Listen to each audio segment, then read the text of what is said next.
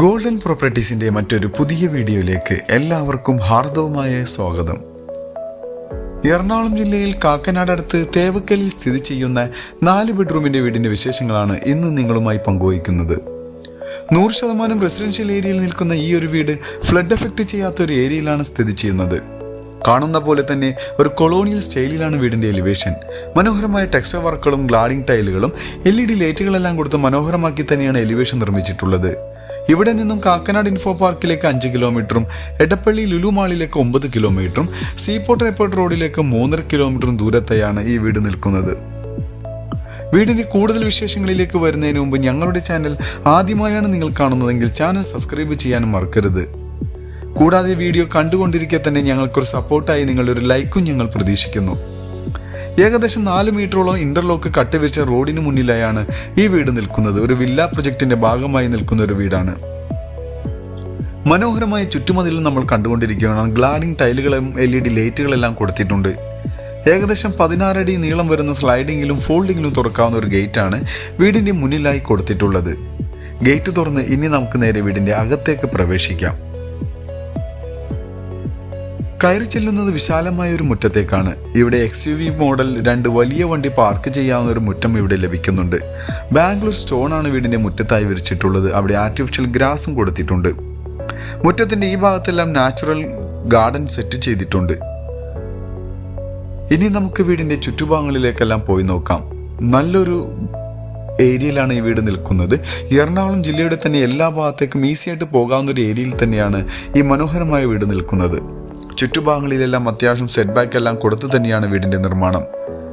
ഈ ഒരു ഭാഗത്ത് ഒരു കോർട്ട്യാർഡ് വരുന്നത് കൊണ്ട് തന്നെ അതിന്റെ പുറം ഭാഗമാണ് ഇപ്പോൾ കണ്ടുകൊണ്ടിരിക്കുന്നത്. അവിടെ കവേർഡ് ചെയ്തിട്ടുള്ള രീതിയിൽ നമുക്ക് കാണാം. അവിടെ ഫ്ലോറിംഗ് എല്ലാം ടൈലെല്ലാം ഒട്ടിച്ച് ഭംഗിയിൽ തന്നെ നിർമ്മിച്ചിട്ടുണ്ട്.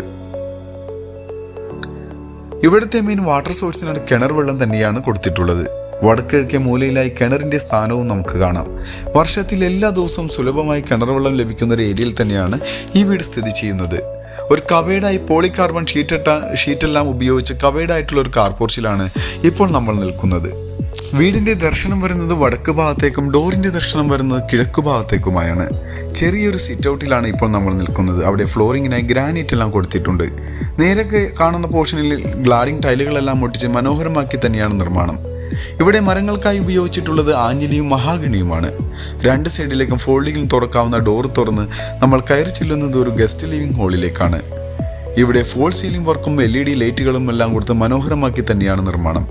ഫ്ലോറിങ്ങിനായി വെട്രിഫൈഡ് ടൈലുകളാണ് യൂസ് ചെയ്തിരിക്കുന്നത്. നേരെ കാണുന്ന ഭിത്തിയിൽ മനോഹരമായ ഒരു TV യൂണിറ്റ് കാണാം. അത് മൾട്ടിവുഡിലാണ് നിർമ്മാണം. ഇവിടെ നിന്നും ഇനി നമുക്ക് പ്രവേശിക്കേണ്ടത് ഡൈനിങ് ഹാളിലേക്കാണ്. നേരെ നമുക്ക് ഇനി ഡൈനിങ് ഹാളിലേക്ക് ചെല്ലാം. ഏകദേശം 10ഓളം ചെയറിട്ടിരിക്കാവുന്ന വലിപ്പമുള്ള ഒരു ടേബിൾ ഇടാവുന്ന സ്പേസ് ഈ കാണുന്ന ഡൈനിങ് ഹാളിൽ ലഭിക്കുന്നുണ്ട്. ഇവിടെയും ഫോൾ സീലിംഗ് വർക്കുകളെല്ലാം ചെയ്ത് ഭംഗിയിൽ തന്നെയാണ് നിർമ്മിച്ചിട്ടുള്ളത്. ഈ ഒരു ഡൈനിങ് ഹാളിന്റെ ഒരു ലെഫ്റ്റ് സൈഡിലായിട്ട് നമുക്ക് ഞാൻ നേരത്തെ പറഞ്ഞ ഒരു കോർട്ട്യാർഡ് വരുന്നുണ്ട്. അവിടെ ടഫൻ ഗ്ലാസ്സിൽ സ്ലൈഡിങ്ങിൽ തുറക്കാവുന്ന ഡോറാണ് അവിടെ ഉപയോഗിച്ചിരിക്കുന്നത്. ഇനി നമുക്ക് കിച്ചന്റെ ഭാഗത്തേക്ക് നോക്കാം.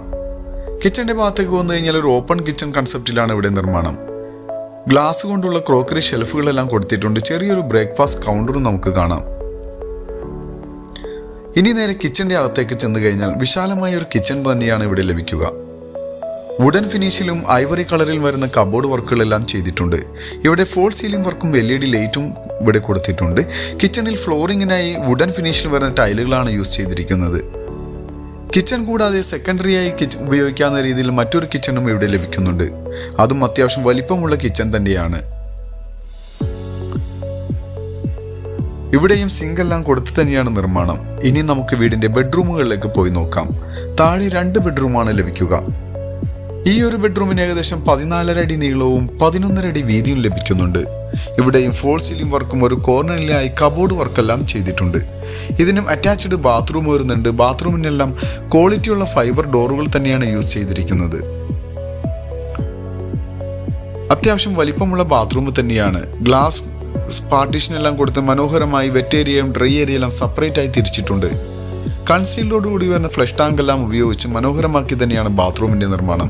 സെറ ബ്രാൻഡാണ് അവിടെ യൂസ് ചെയ്തിരിക്കുന്നത്. അങ്ങനെ വീടിൻ്റെ രണ്ടാമത്തെ ബെഡ്റൂമിലാണ് ഇപ്പോൾ വന്നെത്തി നിൽക്കുന്നത്. ഇതിന് ഏകദേശം 11.5 അടി നീളവും 10 അടി വീതിയും ലഭിക്കുന്ന ബെഡ്റൂമാണ്. ഇതിനും കബോർഡ് വർക്കും അറ്റാച്ച്ഡ് ബാത്റൂം എല്ലാം വരുന്നുണ്ട്. ഇവിടെയായാണ് കബോർഡ് വർക്ക് വരുന്നത്. ഇതിന് അറ്റാച്ച്ഡ് ബാത്റൂം നമുക്ക് കാണാം. അത്യാവശ്യം വലിപ്പമുള്ള ഒരു ബാത്റൂം തന്നെ ഇവിടെയും ലഭിക്കുന്നുണ്ട്. ഇനി നമുക്ക് ഹോളിലായി നിർമ്മിച്ചിട്ടുള്ള വാഷ് കൗണ്ടർ കാണാം.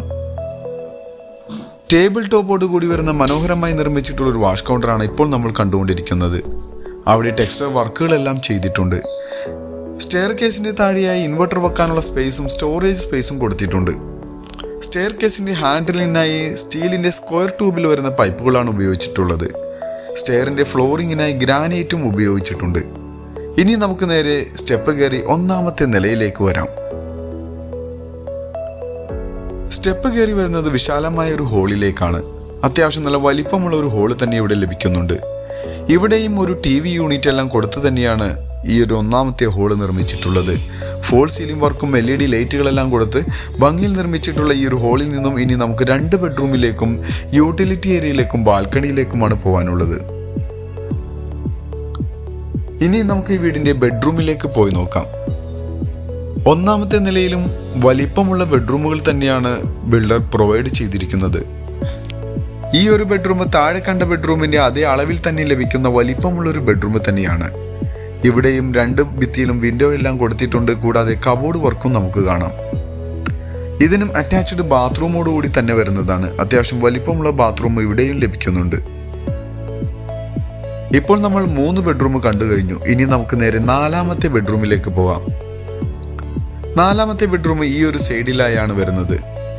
ഇതിന് ഏകദേശം 14.5 അടി നീളവും 13 അടി വീതിയും ലഭിക്കുന്ന വലിപ്പമുള്ള ബെഡ്റൂമാണ്.